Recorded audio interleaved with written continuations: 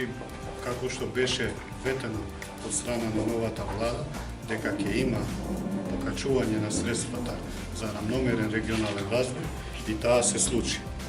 Веднаш со програмирањето на новиот буџет, дури имаше 50% повеќе средства отколку предходните години, што сега можам да кажам дека и ние како Министерство за локална самоуправа и како влада сме задоволни од проектите што аплицирале од источниот регион во Министерството за локална самоуправа и Бирото за регионален развој.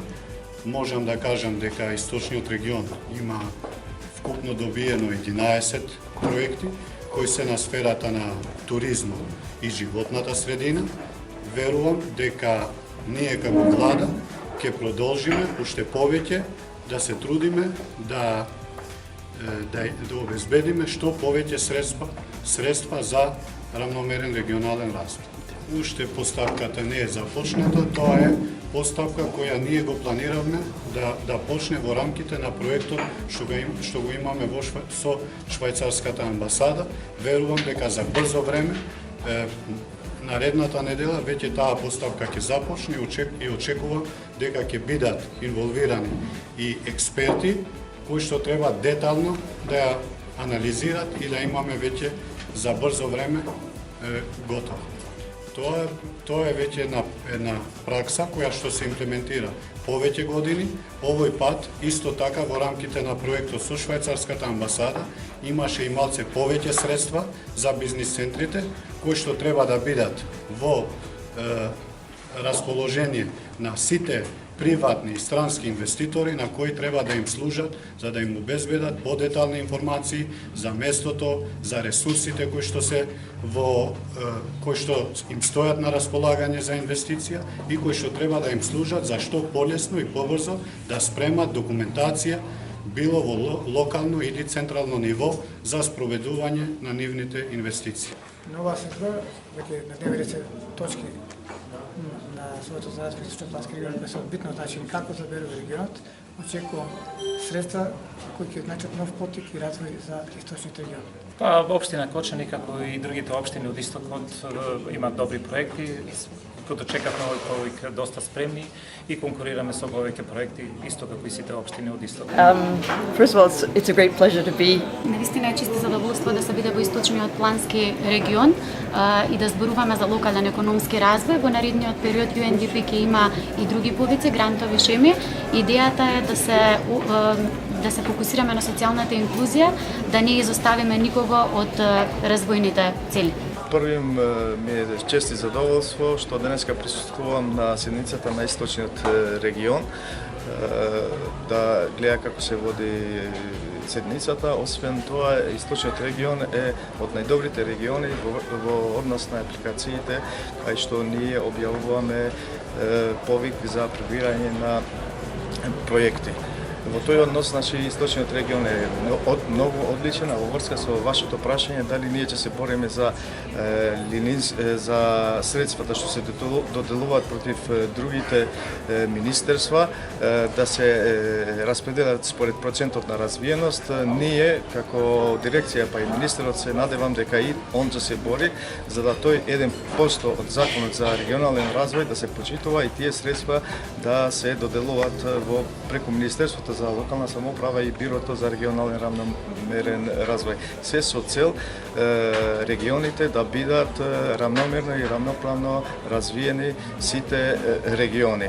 Значи, исто така, ќе се бориме ако не се стигне ова цел, да во иднина да размислуваме како да најдеме начин сите линijски средства што се дават за капитални инвестиции да се поделат според степен на развиеност.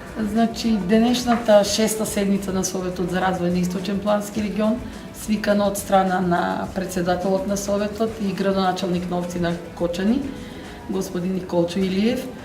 Домакин на состанокот нормално беше градоначалникот на општина Берово. Овде се одржува во убавото прекрасно Берово.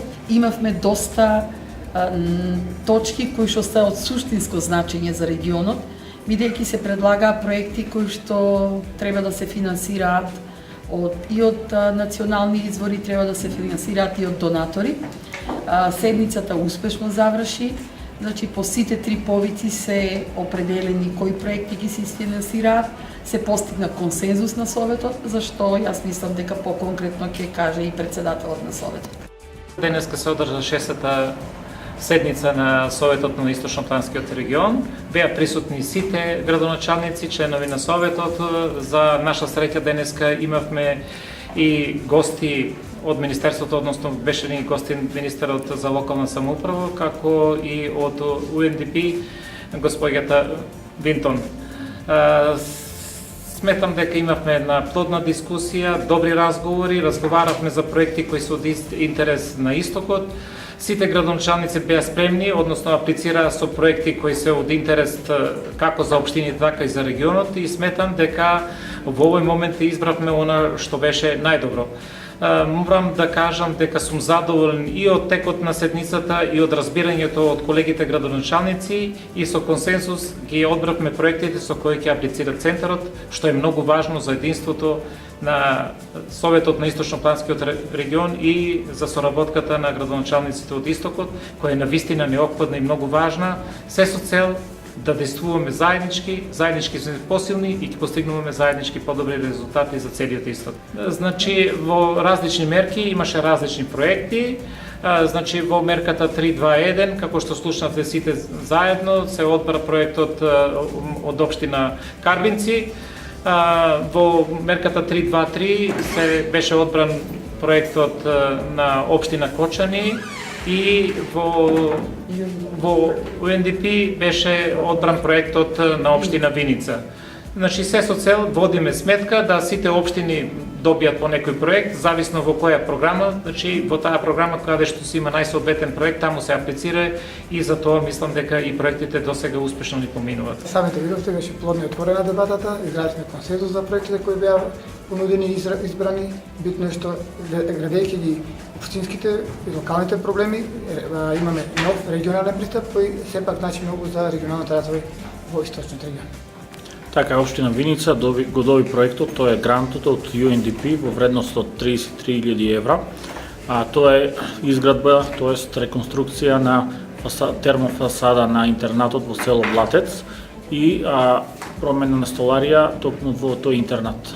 Така, општина Карвинци го очекуваше овој повик, бевме спремани со техничка документација, работи се за пристапни патишта спој со регионален пат Плачковица-Штип, значи некаде околу 450 жители. Работи се еден од пристапните патишта до викенд населба Вртешка, каде што има околу 40 изградени викендици, кои што дел 50 луѓе постојано живеат, 140 се повремено пристапни. Другите два пристапни патишта се за село Калузлија, кај што живее претежно турско население, и за село Оджалија. Значи, овие двата пристапни патишта живеат турско население и од огромна важност ќе биде помошта доколку бидеме одобрени средствата.